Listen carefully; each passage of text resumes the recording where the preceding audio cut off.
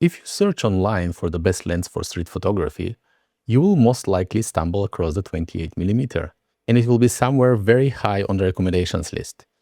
Naturally, a lot of people who are interested in street photography will get themselves one, or even pick up a Ricoh GR or Leica Q, which have the 28mm lens built in. But then, after a few weeks, once the excitement from the purchase wears off, you suddenly realize that you don't really like the photos you take with it. And this is a very common problem.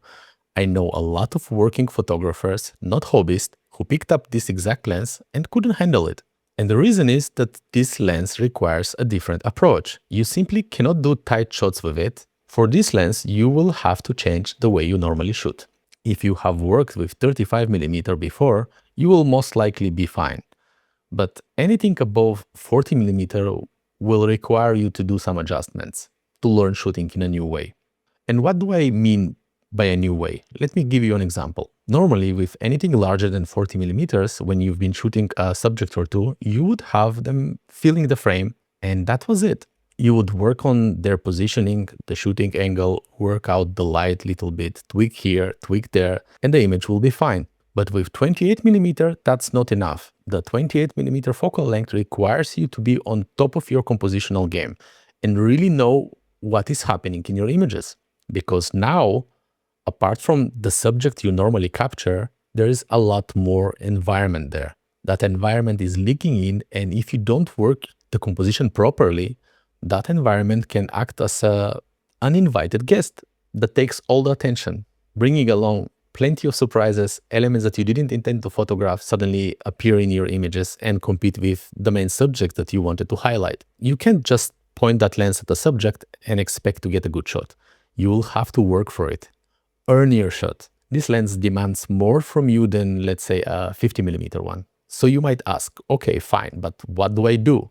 How do I shoot with it? Well, I'm welcoming you to the world of composition. If up until now your composition was mostly about subject placement, with this lens, your environment becomes equally important. From now on, you will have to be very aware of every element in your composition. Many photographers like to say that moment beats composition, and I agree. But if you're not trained in composition, you won't know how to present that moment in its best form. And a good moment is a golden opportunity for a great shot, but a well-composed moment is a diamond. But let's leave moments, gold, and diamond aside, and let's talk about composition again.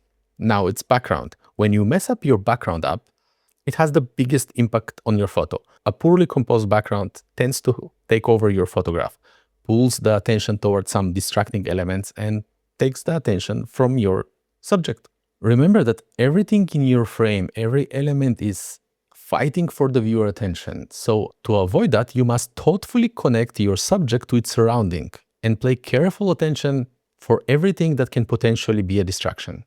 You need to engrave this for yourself. The subject and the background, they cannot exist without each other. It's not like your subjects are floating in empty space or only stand near clean walls.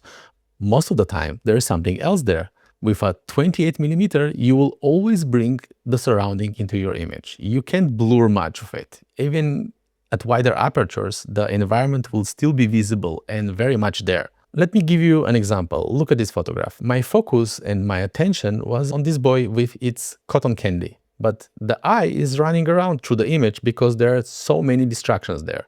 The woman with the white scarf, the white spot in the top of the image. And overall, the background is so messy. So this one is a perfect example how you shouldn't take a photo with such lens. I have photographed these guys selling cotton candies all around, and they're always an interesting subject to photograph, but only if you integrate them properly into the environment, only if you match the background. Once you've handled the background, take responsibility for your framing. 28mm is quite wide and can fit a lot in it. You must decide what to include and what to exclude. Just like a security guard, you guard carefully your object and make sure that there are no other elements that will sneak in and pose competition to it. So you decide what gets in and what stays out. That's our job as photographers, decide what is in our framing. Your framing is your vision. It's how you present your subject, your moment, or your story. And one of the biggest gifts of shooting wide with a 28mm is the ability to add context in addition to the main subjects. And this is where storytelling begins. But you need to be very careful because it's also very easy to ruin that story with unnecessary elements. You can play with multiple elements, explore different layers of depth, and experiment with quirky angles. But keep a very close watch of what gets in and what gets out. Now, think of your frame not as objects, but as geometric figures. Every tree branch is basically a line. Every brick wall consists of different shapes. Every object is a form, and every form has a tonality value. You must position your shapes in the right places. Align the lines in such a way that they guide the eye to your subject. You need to balance the tonal values so the image feels balanced, and ensure that your background doesn't distract from your story. In addition to all that, you will also need to master light. With a tighter lens, you usually have one light source to manage, but with a 28mm, light can leak in from multiple sides. And it doesn't mean sunlight or some visible light source. Of course, you need to watch out for these too, but mostly just look for distracting white spots or light that carry no artistic value and just there to steal the attention. Control light and understand the relationship between the light strength on your subject and on the surroundings, because these can be of different values and create contrast or flatten your image. And yes, most of the time you must do all of this in a split of the second. And that's why real street photography or photography outside in general is so challenging, because you cannot control a lot of things and a lot of things can happen and you need to make very quick decisions. And this is also why this 28mm lens is so hard for many. The good news is, if you keep practicing composition and developing your visual literacy, this will kind of become an automatic process for you. You will instantly notice when something is off and know how to fix it. This is the reward. Someone will say, why bother? Why not stick to 7200 where everything is neat, beautifully blurred, and it's just easier to compose and easier to work for me? Well, you can just stay with your lens. But photography with 28mm focal length, it's different. It's for those who really like to play, who enjoy a challenge, who want to deepen their understanding of composition. And that's something you won't get with anything longer than 50mm.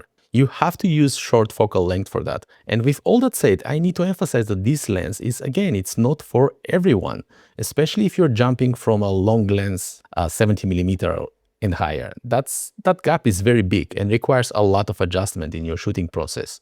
And you might be very frustrated shooting with it at the beginning, but with some trial and error, and most important, strong determination, you will be able to tame it. But if you're shy and don't feel comfortable getting close, you might aim for another lens for your photography, because this lens does require you to shoot from close distance. It really shines from that close distance. And once you master it or conquer all its demons, it's liberating. You can literally do street photography with only this one lens.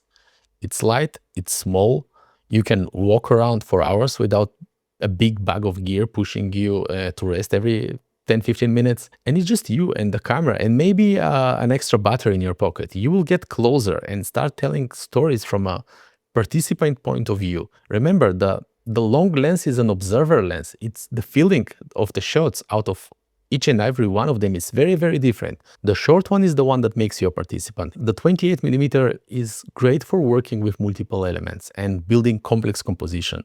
The world suddenly becomes your playground. And honestly, it's much more fun to play with many compositional toys than just one or two that you will get from longer lenses. I hope you did like this video, and I would like to hear your challenges with 28mm lens and how you overcome them. And happy shooting, and see you next time.